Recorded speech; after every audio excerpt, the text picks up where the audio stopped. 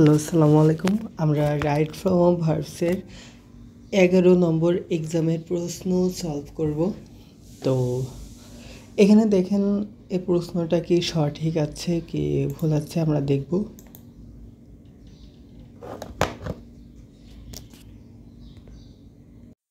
তো আমরা আগে রুলসটা দেখে আসি। রুলস হলো প্রথমে সাবজেক্ট, তারপরে এই ওয়ার্ডগুলো থাকবে, এটা এক্সপ্লেইন। তো এরপরে যদি কোনো ভার্বের অর্থাৎ ভার্বের ইনফিনিটিভ করতে হয় বা ভার্ব হয়, তাহলে সেটার হচ্ছে how plus two plus V on. ঠিক আছে, আমরা মূল যে রুলস সেখানে চলে যাই।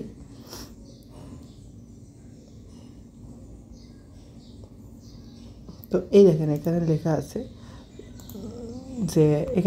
আছে যে এই যে বাক্যগুলো, এগুলো এরপরে ভার্ব যদি ভার্ব হয় তা ইনফিনিটিভ বসাতে হয় এবং এই ইনফিনিটিভের আগে হাউ বসাতে হয়। অর্থাৎ আমি যেখানে লিখে দিছি যে এখানে দেখেন আমি লিখে দিচ্ছি যে প্রথমে সাবজেক্ট, তারপরে এই ওয়ার্ডগুলো, তারপরে কি হাউ, তারপরে টু প্লাস ভি অন। আমরা দেখে আসি যে আসলে এটার সাথে মিল আছে কিনা। প্রথমে এটা দেখেন, প্রথমে সাবজেক্ট, তারপরে নো, অর্থাৎ এই যে প্রথমে সাবজেক্ট, তারপরে নো, তারপরে হচ্ছে হাউ, এই যে হাউ, তারপরে হচ্ছে কি টু ভি অন। এখন আমাদের যদি এরকম থাকে তাহলে কিন্তু এটা সঠিক আছে। তো আমরা যদি ধরেন এরকম দিই, এখানে যদি বলি IKNO নো হাউ গোয়িং দি, তাহলে কিন্তু এটা ভুল হবে, এটা কিন্তু ভুল। তো এখানে কি করতে হবে, হাউ টু গো। ঠিক আছে, তো আপনাদের কিন্তু এই রুলসটা মুখস্থ করতে হবে। ঠিক আছে, এটা মুখস্থ করতে হবে। তারপরেরটা দেখি, তারপরেরটা আছে টিএস। তো আমরা দেখি যে এইটা আছে কি না। তো এখানে দেখেন এই যে সাবজেক্ট প্লাস টিএস, তারপরে কি আছে হাওয়ার পরে ভি অন। ঠিক আছে, এই যে হাউ, তার টু, তারপরে ইউজ। তো এখানে যদি মনে করেন যে এর নিচে দাগ থাকে, তারপরে হাউ থাকে, তাহলে কিন্তু এখানে অবশ্যই কি হবে, টু প্লাস ভি অন। ঠিক আছে, বুঝতে পারছেন। এবার তারপরে দেখেন সিম টু গো দেয়ার। তো এইটা আমরা একটু দেখে আসি। প্রথমে সাবজেক্ট, তারপরে এই যে সি অ্যাফেয়ার, তারপরে হচ্ছে সিম, এগুলোর পরে হ্যাভ, তারপর ভি3 হয়। ঠিক আছে, আমরা মূল যে রুলস ওইখানে আমরা একটু দেখে আসি। এই যে দেখাচ্ছি, এই যে সিম, এগুলোর পরে ভার্বের পরে আপনাদের কি হবে, পারফেক্ট ইনফিনিটিভ। অর্থাৎ পারফেক্ট মানে কি হ্যাভ দিবেন, তারপরে কি ভি3 দিবেন। ঠিক আছে, তো পূর্বে ঘটেছে এমন কিছু অনুমান করা, পূর্বে ঘটেছে তার মানে কি, আমি যদি বলি আমার মনে হচ্ছে সে আসছে, তার মানে সে পূর্বে কিন্তু সে এসেছে, কিন্তু আমার মনে হচ্ছে যে আসছে। তো ধরেন আপনি বাজারে গেছেন, বাজারে মনে করেন গিয়ে ফোন বাসায় রেখে গেছেন। তো আপনি যদি বলেন যে আমার মনে হচ্ছে আমি বাসায় ফোন রেখে আসছে, তো আপনি এই ঘটনা কিন্তু আগে থেকে ঘটে গেছে, অর্থাৎ পূর্বে ঘটেছে এমন। তো এই যে অনুমান করতেছেন যে আমার মনে হয় বাসায় ফোন রেখে আসছে, তো এই সময় আপনি এই রুলসটা ইউজ করতে পারেন। অর্থাৎ এই রুলসটা বলতে এরকম, আমি আবার দেখাচ্ছি, সাবজেক্ট প্লাস ওই রুলস, তারপরে হ্যাভ, এখানে টু হবে, এখানে একটু লিখে নেবেন, এখানে টু হবে, টু। ঠিক আছে, টু হ্যাভ, তারপরে ভি3। ওকে, তো আমরা দেখে আছি এক্সাম পেপারে দেখেন প্রথমে সিম, তারপরে টু, তারপর গো। এই সিম টু গো কিন্তু হবে না। কেন হবে না? কারণ হচ্ছে আমরা জানি সাবজেক্ট প্লাস এইগুলো থাকলে পরবর্তীতে ভার্ব হবে, সেটা যদি এরকম মনে হয় যে পূর্বে ঘটেছে এমন, তাহলে কিন্তু হ্যাভ প্লাস ভি3 হবে, মানে টু হ্যাভ। আমি একটু রুলসটা আপনাদের দেখাই। এ দেখেন, সিম টু হ্যাভ ডান, এইভাবে, ঠিক আছে? তো আশা করি আপনারা বুঝতে পারছেন। তো এখানে কি হবে, তাই to have go there, to have, এখানে গো হবে না, সরি, গো হবে না। তো এখানে কি হবে, তাহলে আমরা জানি সিম হলে কি হবে, ISWM, সিম। তারপরে কি হবে, টু। তারপরে কি, এরপরে হচ্ছে হ্যাভ। তারপরে কি, GON, গন, দেয়ার। এখানে কেন এরকম হবে, কারণ আমার মনে হচ্ছে পূর্বে মনে হচ্ছে আমি গিয়েছি সেখানে, তো এই জন্য এখানে টু, তারপরে হ্যাভ, তারপর গন, এটা হবে। আশা করি সবাই বুঝতে পারছেন। এখানে যদি ড্যাশ থাকে, এখানে সিম টুর পরে যদি ড্যাশ থাকে, হ্যাঁ, সিম টুর পরে ড্যাশ হবে, অবশ্যই কি হবে, ওইখানে হ্যাভ প্লাস V3, এটা মাথায় রাখবেন। আশা করি বুঝতে পারছেন। তো এটা দেখেন কোন রুলসে পড়ে, এটা কিন্তু এই রুলসে পড়ে, অর্থাৎ ওই যে সিমের রুলস, এই যে এই রুলসের মধ্যেই আছে এইগুলা। তো এই যে এটা এগুলো একটু মাথায় রাখবেন।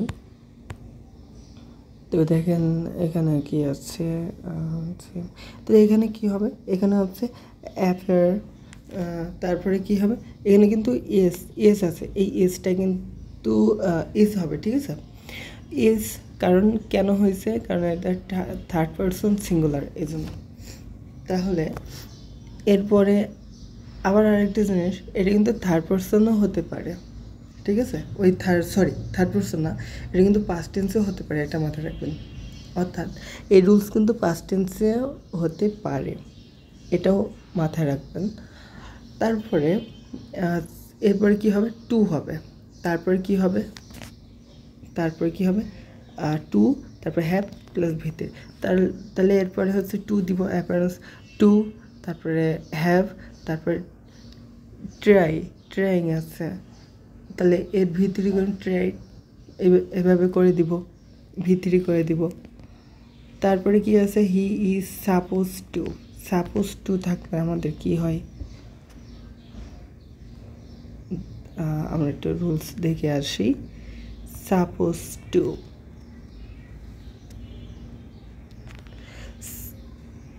এই যে সাপোজ টু থাকলে কি হবে, আমাদের সাপোজ টু হলে একই রুলসের মতোই হবে। সাপোজ টু প্রথমে কি হবে, প্যাসিভ ভয়েস, এটা প্যাসিভ ভয়েস অর্থে টু, প্যাসিভ ভয়েস অর্থে আমাদের, তাহলে আমাদের মূল রুলসটা আমি লিখে দিচ্ছি, যে অবশ্যই মাথায় রাখবেন এটা কিন্তু প্যাসিভ ভয়েস, ঠিক আছে? প্যাসিভ অর্থে, অর্থাৎ প্যাসিভ ভয়েসের ক্ষেত্রে, ঠিক আছে?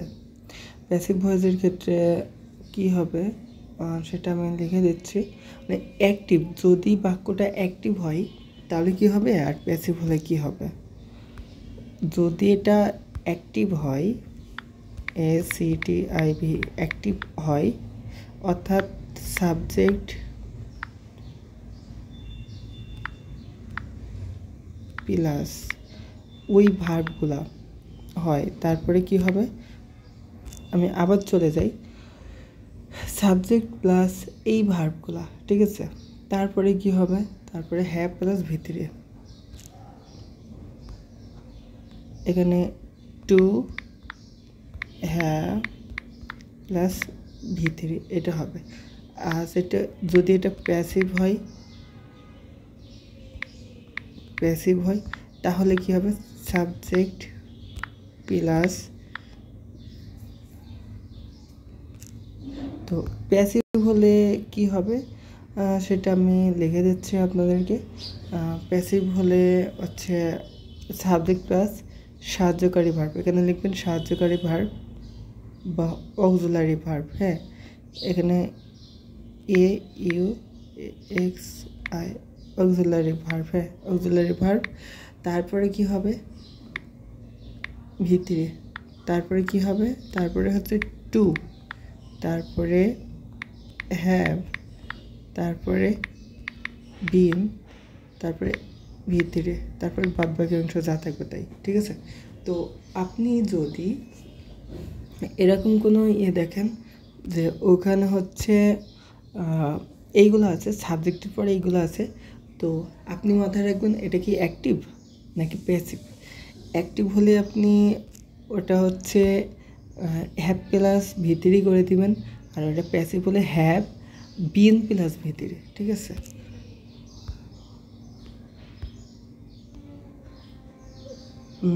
তো এইটা দেখেন, এটা কিন্তু প্যাসিভে আছে, প্যাসিভ আছে। তাহলে এখানে প্যাসিভ আছে, কিন্তু এখানে রুলসটা দিচ্ছে কিন্তু অ্যাক্টিভের রুলস। এখানে দেখেন subject plus auxiliary verb plus ভিতরে। আমি একটু দেখাই আপনাদেরকে। এখানে দেখেন সাবজেক্ট প্লাস অক্সিলারি ভার্ব, তারপরে ওই যে ভার্বগুলো ওইগুলো আছে, তারপরে টু হ্যাভ, তারপরে ভিতরে টু হ্যাভ ভিতরে। কিন্তু আমাদের অক্সিলারি ভার্ব যদি থাকে, অর্থাৎ প্যাসিভ ভয়েসে যদি থাকে, তাহলে আমাদের কি হবে, অক্সিলারি ভার্ব, তারপর ভিতরি, তারপর টু হ্যাভ বিন প্লাস ভিতরে। তো এখানে দেখেন কোনটা মিস্টেক কোনটা নাই, দেখেন প্রথমে সাবজেক্ট, অক্সিলারি ভার্ব, ভিতরি, টু হ্যাভ। এবার দেখেন আমাদের কিন্তু এই বিনটা নাই, এই বিন এটা কিন্তু এখানে নাই। আপনি দেখেন, খেয়াল করে দেখেন, এখানে বিন কিন্তু নেই, কিন্তু ভিতরে আছে। তাহলে আমাদের সঠিক করতে হলে আমাদের কী করতে হবে, এই যে হ্যাভের পরে একটা বিন লাগাই দিলে এটা সঠিক, কারণ ভিতরে আছে, তাহলে আর করার দরকার নেই, এখানে বিন লাগাই দিতে হবে, যেহেতু এটা প্যাসিভ। আর এটা যদি অ্যাক্টিভ হতো, সাপোজ মনে করেন এই ইসটা এখানে নাই, তাহলে হি সাপোজ টু, তখন কিন্তু এটা সঠিক ছিল। কেন সঠিক ছিল, কারণ এটা অ্যাক্টিভ হতো, তখন এটা এই অ্যাক্টিভ হতো। আচ্ছা, আশা করি বুঝতে পারছেন। তারপরে রুল, এটা নিয়মটা তো আমরা দেখি এখানে কোনো কুলু আছে কিনা, আমরা একটু দেখি। এখানে এই যা প্রিটেন্ড, তো এই প্রিটেন্ড কোন রুলসে আছে আমরা একটু দেখে আসি। এখানে কিন্তু প্রিটেন্ড নাই, তবে কোনটা আছে, এই দেখেন এইটা আছে। তাহলে এইটা হলে কি হবে, আমাদের টু, তারপর হ্যাভ, তারপর ভিতরে, টু হ্যাভ প্লাস ভিতরে। তাহলে এখানে কি হবে, টু হ্যাভ প্লাস ভিতরে, তাহলে সঠিক আছে, তাহলে মানে এটা সঠিক। তারপরে হ্যাপেন্স থাকলেও কি হবে, আমরা দেখে আসি কোন রুলসের সাথে মিলে হ্যাপেন্স কোনটায় আছে, আমরা একটু দেখি। এটাও হ্যাপেন্স নাই, এই তো হ্যাপেন্ড আছে, তো হ্যাপেন্ড থাকলেও একই রুলস। তো দেখেন হ্যাপেন্স, এটা এস কেন হয়েছে, কারণ থার্ড পারসন সিঙ্গুলার। তাহলে হ্যাপেন্স টু, তারপরে হ্যাভ, তারপরে এখানে কিন্তু ভি3 নাই, গো আছে, তাহলে এটাকে আমরা ভি3 করে দেবো। তাহলে গো এর ভিতরে হচ্ছে গন, তো এখানে গন হবে। ওকে, তো তাহলে কী হবে, হি হ্যাপেন্স টু হ্যাভ গন। তারপরে এটা দেখি অন টু ব্যাক। তো আমরা একটু রুলসে দেখে আসি যে ওই রুলসের সাথে কোনটা মিলে। দেখেন এখানে কি আছে, যে নন প্যারেন্ট ভার্ব, ওয়েন্ট ব্যাক, আচ্ছা কোনটার সাথে মিলে দেখেন কোনো এখানে দেখেন অসমাপিকা ক্রিয়া কোনো উদ্দেশ্য বোঝালে ইনফিনিটিভ হবে। কী হবে, ইনফিনিটিভ, কোনো উদ্দেশ্য বোঝালে। তো এখানে দেখেন আমরা ব্যাক করছি কিসের জন্য, কাজের জন্য, বা এখানে একটা রুলস লিখে নেবেন, সেটা আমি বলে দিচ্ছি। আমি যে রুলসটা লিখে দেব সেটা লিখে নেবেন, ওটা shortcut technique. Subject plus finite verb, ঠিক আছে, প্লাস আবার নন ফাইনাইট ভার্ব,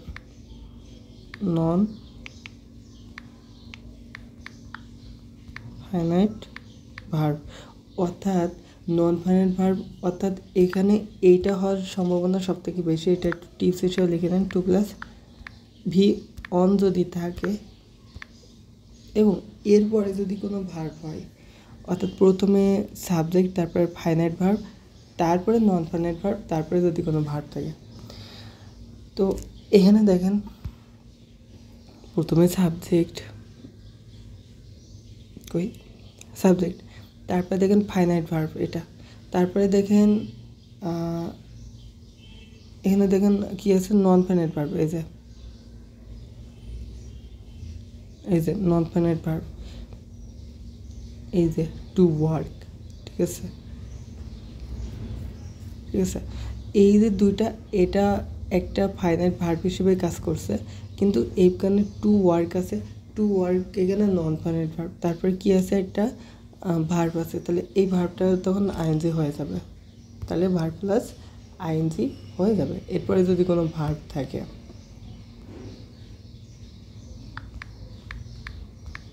এবার আমি যদি এখানে বলি যে হি গো টু